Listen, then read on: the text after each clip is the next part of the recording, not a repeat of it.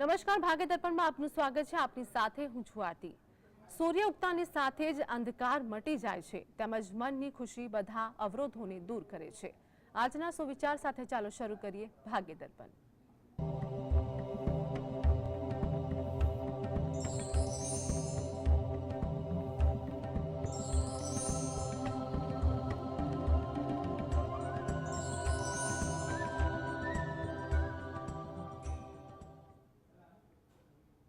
તો ભાગ્ય દર્પણમાં આપના પ્રશ્નોના નિરાકરણ અને રાશિફળ વિશે માહિતી અને માર્ગદર્શન આપવા માટે આપણી સાથે જોડાયા છે જ્યોતિષ આચાર્ય અને વાસ્તુશાસ્ત્રી હર્ષિતભાઈ પાઠક. હર્ષિતભાઈ, જીએસટીમાં આપનું સ્વાગત છે. નમસ્કાર. નમસ્કાર. સર્વપ્રથમ આજના પંચાંગ વિશે જણાવો. હા, આજના દિવસની શુભ શરૂઆત કરીએ પંચાંગની જાણકારીથી. આજે વાર છે ગુરુવાર. વિક્રમ સંવત 2080 ચાલી રહ્યો છે. તારીખ છે 4 જુલાઈ 2024.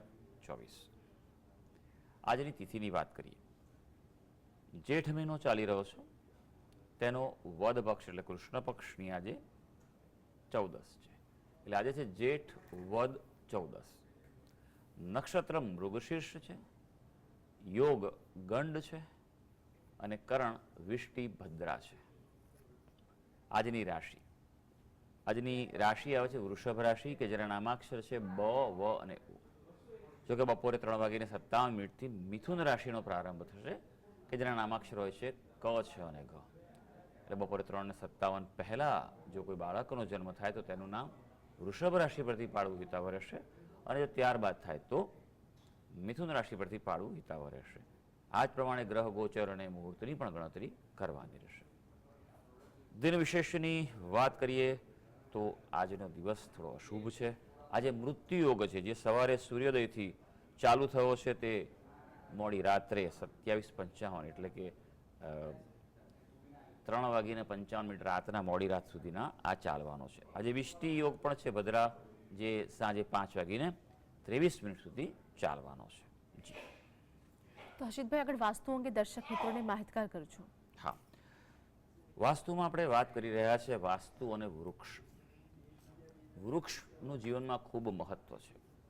આજે ગ્લોબલ વોર્મિંગ કહો કે આટલી બધી ગરમી પડે, ઋતુઓમાં પણ અસાધારણ ફેરફાર જોવા મળે છે. તેના કારણે કે વૃક્ષોની ઘટતી સંખ્યા અથવા એનું અયોગ્ય પ્રમાણ જ્યાં જોઈએ ત્યાં ઓછા હોય છે, જ્યાં જોઈએ ત્યાં વધારે પણ હોય છે, પણ નથી એ જગ્યાઓ પર ખાસ એને ઉછેરવા જોઈએ.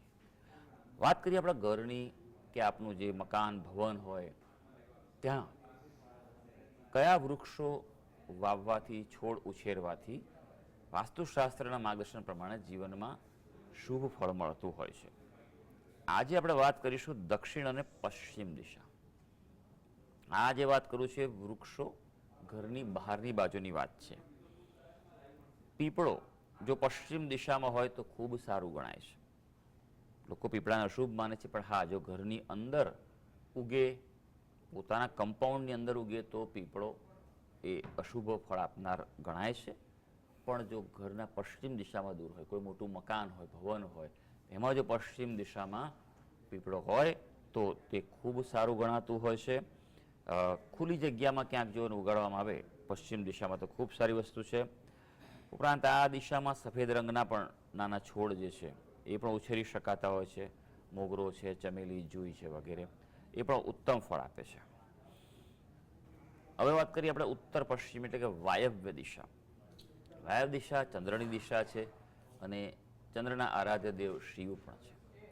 આ જગ્યાએ જો બીલીનું વૃક્ષ વાવવામાં આવે તો તે ઉત્તમ ફળ આપે છે અને તેનાથી ઘરની ઉર્જા છે તે વધુ શુભ થતી હોય છે. આપણી સાથે દર્શક મિત્ર મનોજભાઈ જોડાઈ ગયા છે. મનોજભાઈ, જેમની માટે પ્રશ્ન છે તેમની જન્મ તારીખ જણાવો. 3/2/1999.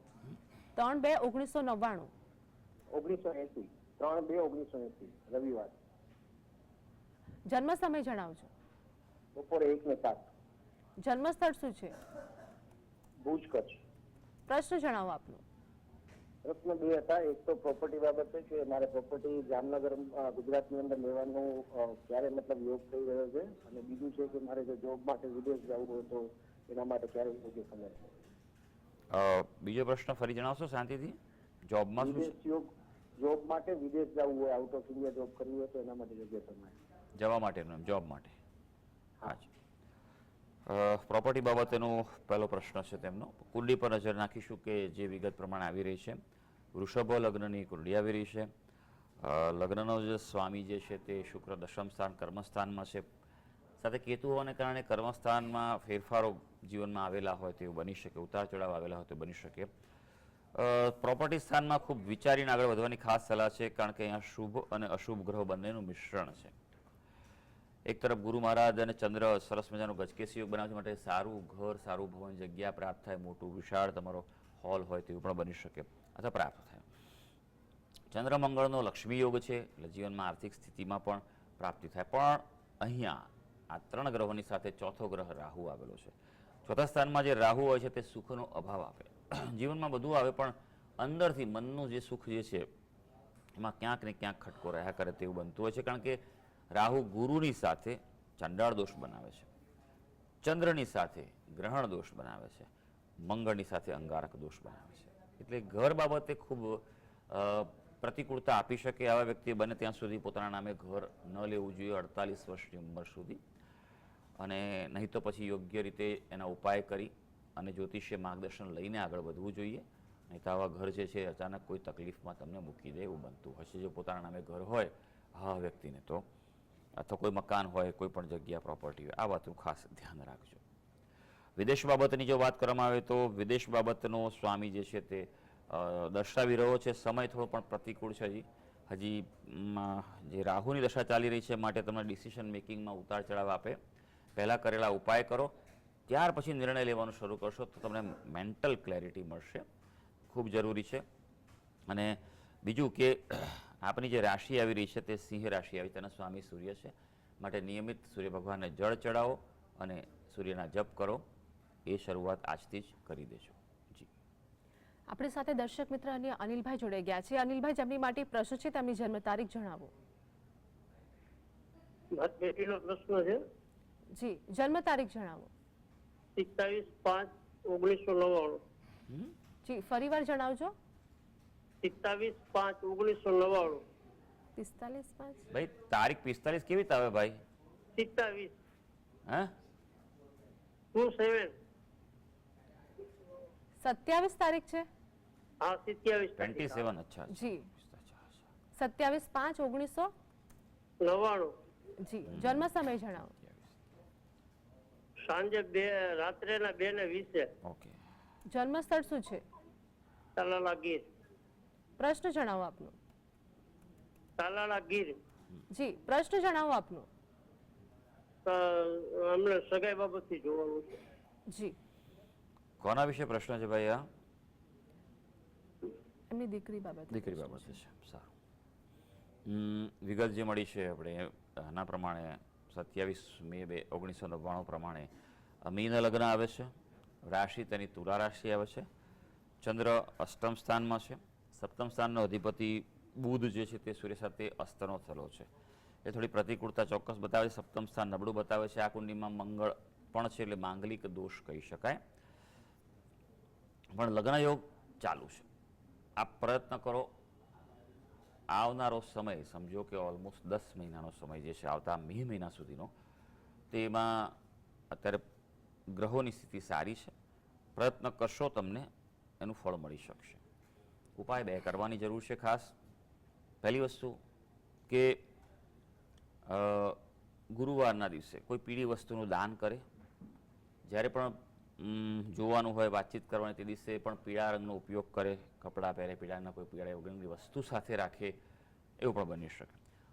બીજું, બુધ ગ્રહના મંત્ર કરે, બુધ ગ્રહનું અનુષ્ઠાન કરે વિધિવત રીતે, સંકલ્પ સાથે. દરેક અનુષ્ઠાનના સંકલ્પ હોય છે જે અલગ અલગ હોય છે.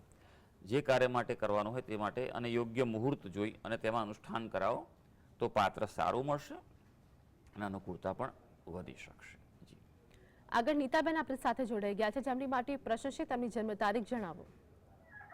2000. નીતાબેન, આપનો અવાજ ક્લિયર નથી આવી રહ્યો. જન્મ તારીખ જણાવો ફરીવાર. 22/5/2000. આપનો અવાજ નથી આવી રહ્યો. 22/3/2000. જી, જન્મ સમય શું છે? 5 સાંજે દિવસના કે રાતના? સાંજે સાંજનો સમય. સમય શું છે? સમય 5 નો છે 2022 ને 5 નો સમય. નીતાબેન, ગામ જન્મ પંચાયત. સમય ફરીવાર જણાવો. આપનો અવાજ ક્લિયર નથી આવી રહ્યો. ટીવીનું વોલ્યુમ ઓછું કરજો. હા 22/3/2000 સાંજનો 5 નો સમય. જી, જન્મ સ્થળ શું છે? અજરાઈ પ્રશ્ન જણાવો આપનો. ઉતારી. પ્રશ્ન જણાવો આપનો. હા, છોકરાનું ધંધામાં બરકત નથી. જી, શાનો ધંધો કરે છે? હા, ફ્રૂટનો, ચીકુ કેરીનો. સારું, ધંધા બાબતે પ્રશ્નો ઊભા થઈ રહ્યા છે.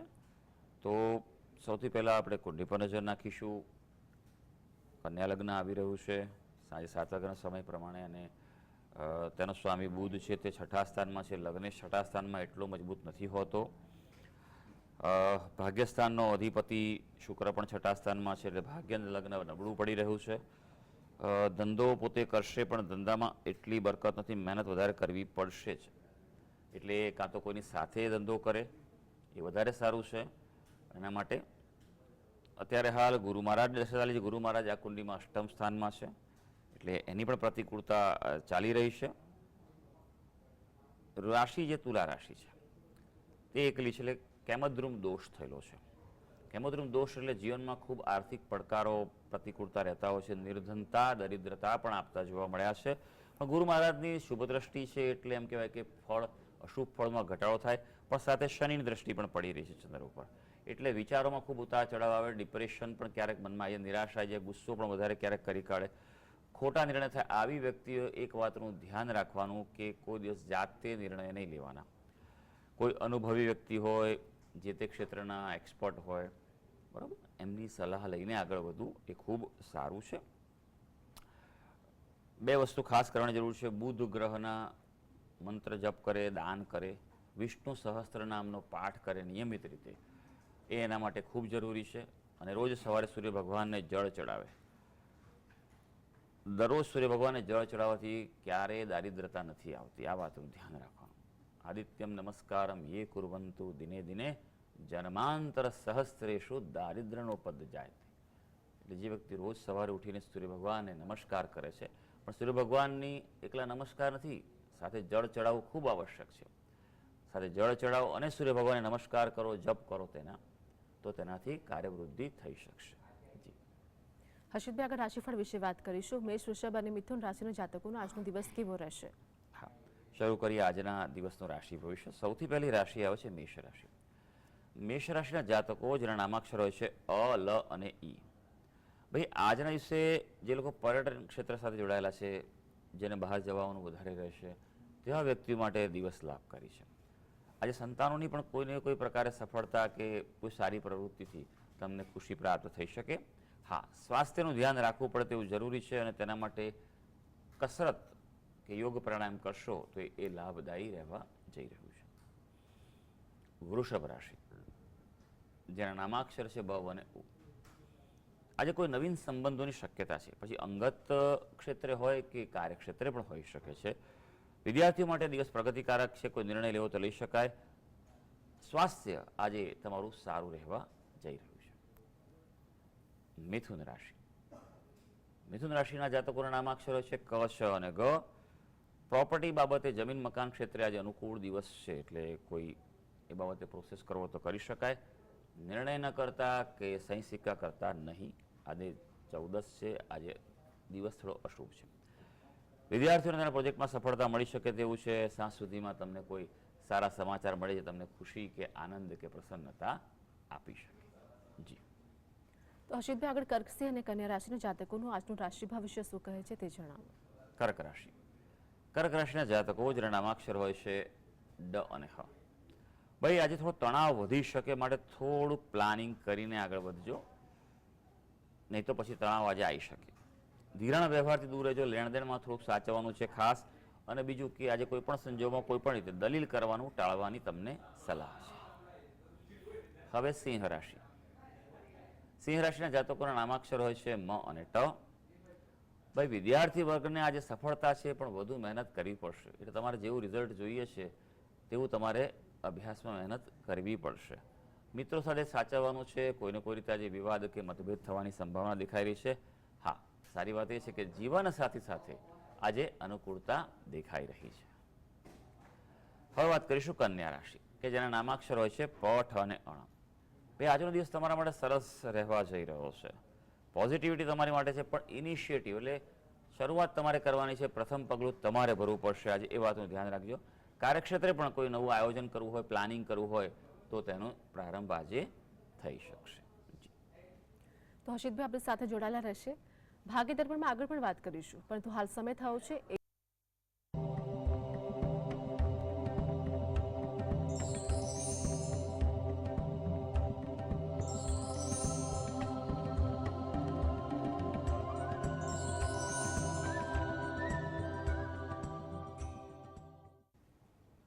બ્રેકમાં સ્વાગત છે. હર્ષિતભાઈ આપણી સાથે દર્શક મિત્ર ફેનિલભાઈ જોડાઈ ગયા છે. ફેનિલભાઈ, જેમની માટે પ્રશ્ન છે તેમની જન્મ તારીખ જણાવો. 9/11/2002. 9/11/2023. 2002. જી, જન્મ સમય જણાવો. 12:30 બપોરે. જન્મ સ્થળ શું છે? નવસારી, ગુજરાત.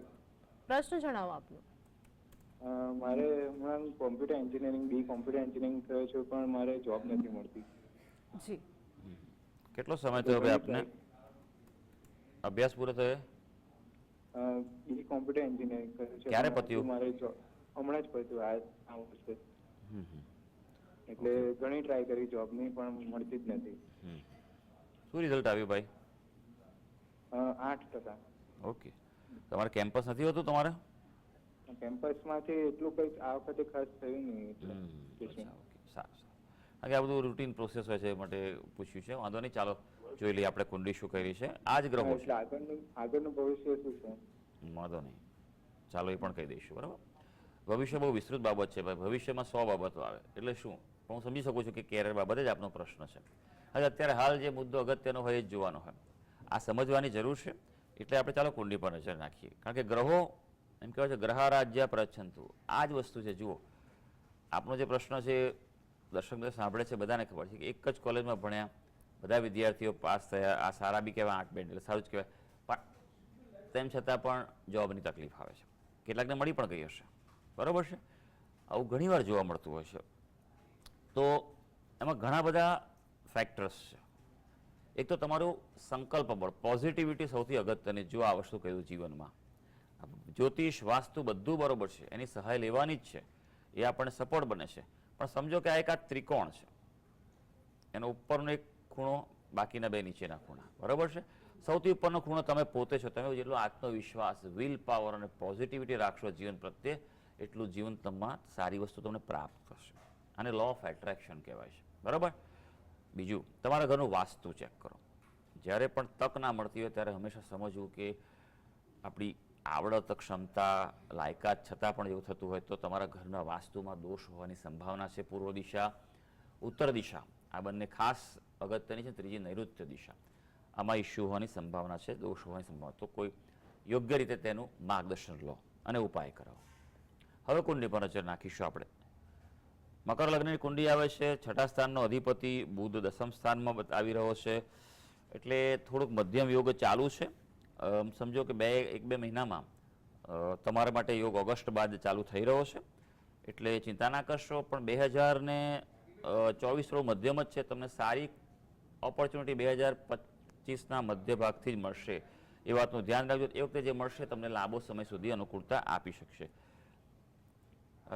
બુધવારના દિવસે મગનું દાન કરો, ગાયને ઘાસ ખવડાવો અને બુધના મંત્ર જપ નિયમિત કરશો, બરોબર છે, તો તમને અનુકૂળતા વધી શકશે. જી હર્ષિતભાઈ, રાશિફળ વિશે વાત કરીશું. તુલા, વૃશ્ચિક અને ધન રાશિના જાતકોનું રાશિ ભવિષ્ય શું કહે છે તે જણાવો. હા, હવે વાત કરીશું તુલા રાશિની. તુલા રાશિના જાતકો જેના નામાક્ષર હોય છે ર અને ત.